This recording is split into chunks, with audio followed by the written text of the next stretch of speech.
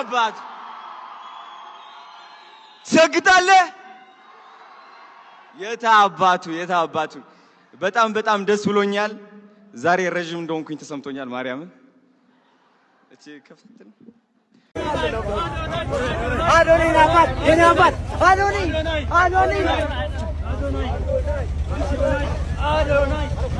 ሰግጣለች ፈምሳለህ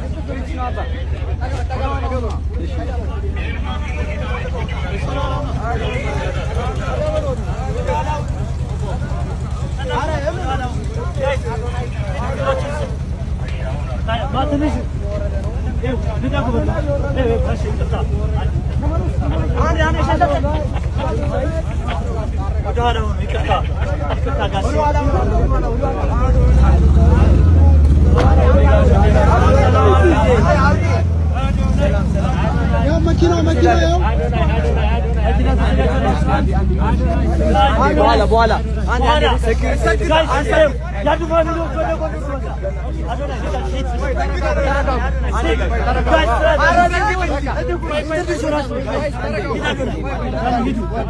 ወንድሜ መመደባችን ወደዚህ ነው።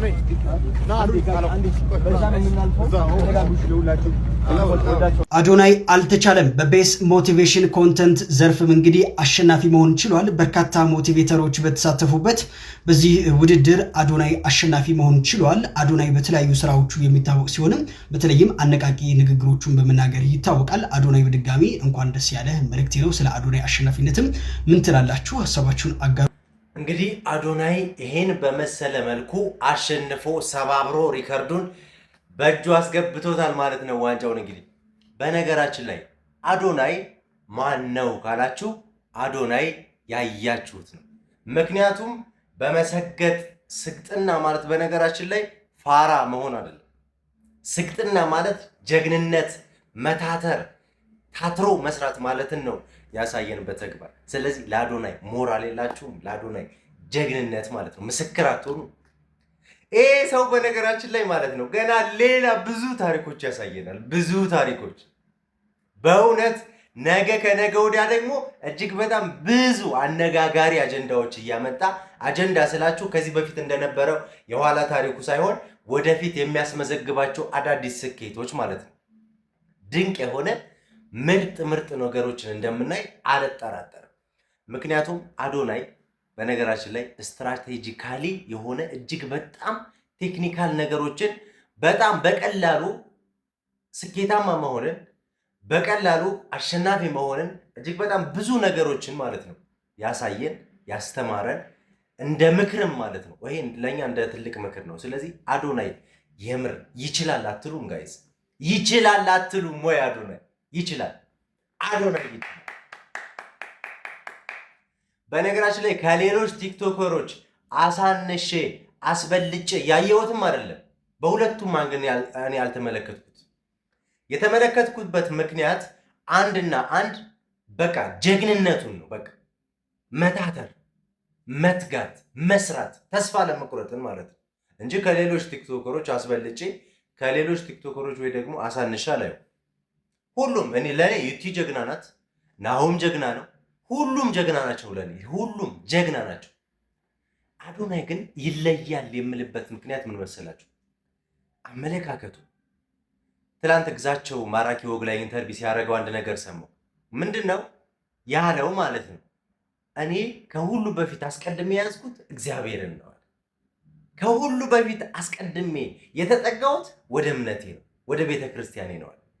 ሰው ከአምላኩ ጋር ከተነጋገረ፣ ከአምላኩ ጋር ከታረቀ፣ ከአምላኩ ጋር ከቀረበ ስኬት በጣም ቅርብ መሆኑን ያየንበት ሰው አዶናይ ነው። አዎ አዶናይ ይችላል፣ የምር ይችላል። ምክንያቱም ቃልን በተግባር እያሳየን ያለ ጀግና ልጅ ስለሆነ ማለት ነው። ለዚህ ሰው ታዲያ ሞራል ያንሰዋል ወይ? ማን ነው ሞራል ይበዛበታል ወይ? ሲያንሰው ነው አቦ። በቃ ሰግጠን እንግዲህ እዚህ ደረጃ ደርሰናል ብሏል።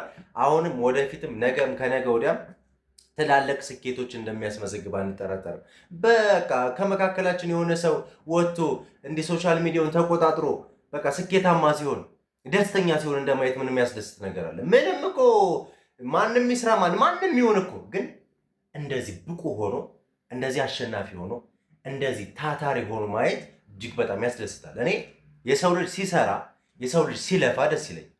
በቃ ለፍቶ ጥሮ ግሮ እዚህ ደረጃ ሲደርስ በራሱ ጥረት ተስፋ ሳይቆርጥ ሰዎች የሚሉትን ነቀፋውን ሁሉ ሳይመለከት የጣለውን እንቅፋት ወደኋላ ዞሮ ሳያይ የምሬን ነው የተወረወረበትን ድንጋይ መልሶ ግንብ አድርጎ ሰርቶ የራሱን ክልል ያጠረ ሰው ቢኖር አዶናይ ነው። ይመቸው። በቃ ይሄ ትልቅ መማሪያ ነው። በተለይ ለሶሻል ሚዲያ ኮንተንት ክሬተሮች ማለት ነው። በተለይ ደግሞ ለቲክቶከሮች ይሄ ትልቅ ትምህርት ነው።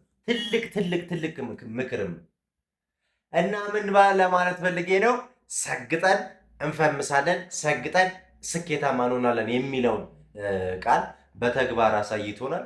ቃልን በተግባር የሚኖር ሰው ደግሞ ደስ ይላል አይደል? ቃልን በተግባር የሚያሳይ ቃልን በተግባር የሚኖር ማንም ሰው ይሁን ማንም ሰው። ለኔ አሁን ዩቲ ጀግና ነች። ለኔ በጣም ጀግና ሴት ማለት ነው። በቃ እግዚአብሔርን በጣም ጀግና ሴት ናት ለኔ ዩቲ። በጣም ነው የምታስደንቀኝ። በቃ ግን ይገባዋል ተብሎ አሸናፊ ነው ለተባለ ሰው ነው አዋርዱ የተሰጠው እንጂ ሁሉም ለኔ አሸናፊዎች ናቸው። የአዶናይ ግን በምን ተለየብህ ብትሉኝ ትላንት ግዛቸው ማራኪ ወግ ላይ ያደረገው ኢንተርቪው በቃ እስከ መጨረሻው እንዲህ አፌን ከፍቼን የተመለከትኩት የሚያወራው ነገር በቃ ከእምነቱ ጋር ከእግዚአብሔር ጋር ያለው ነገር በእውነት ነው የምላችሁ። አንደበቱን የልቡ ያርግለት። መጀመሪያ በእውነት አንደበቱን የልቡ ያርግለት። የሚያወራው ነገር ደስ ይላል። የሚያወራው እንዲኖረው እየኖረውም ደግሞ ከሆነ እግዚአብሔር እንዳይቀይርበት በእውነት ደስ ይላል። ከቤተሰቦቹ ጋር ያለው ግንኙነት ቤተሰቦቹ የሚያበረታቱት ማበረታታት፣ አይዞህ ልጅ ያልፋል እኮ እንደዚህ ባታረግ ደስ ይላል፣ ግን እንደዚህ ደግሞ ካረግ ይሁን ብለው የሚመክሩ ከጎኑ የሚቆሙ ቤተሰቦቹ ናቸው ያሉት። በዛ ላይ ቲክቶክ ሊያቆም እንደሆነ ተስፋ እንደቆረጠበት ነበር ሲናገር ነበር። ከ2 ወር ኦልሞስት ከአራት ወር በፊት ቲክቶክ አካውንት ልሸጠው ነበር። ምክንያት ሲባል በቃ ተስፋ ቆርጬ ወደ ካናዳ ተመልሼ እዛው ተቀጥሬ መስራት ነበረ አላማዬ። በቃ ፍላጎቴ የነበረው። በጣም ሰዎች ተስፋ ያስቆርጣሉ፣ ግን ከጎን ደግሞ በውስጤ ተስፋ የማይቆርጠውን ለስኬት የሚታትረውን አዶናይ እመለከተው ነበር አለ። ከዛ ተስፋ ከሚቆርጠው አዶናይ ይልቅ ተስፋ የሚያደርገው አዶናይ እየጎላ ሲመጣልኝ እኔም እሱን ተቀበልኩት። ይሄ ሰው ይገባዋል፣ አቦ ይገባል። ስለዚህ እኔ ዳራ ነኝ። እንግዲህ ዳራ ሰውን አካውንት ሰብስክራይብ እያደረጋችሁ ሁላችሁም እያልኩ ነው። ይመቻችሁ።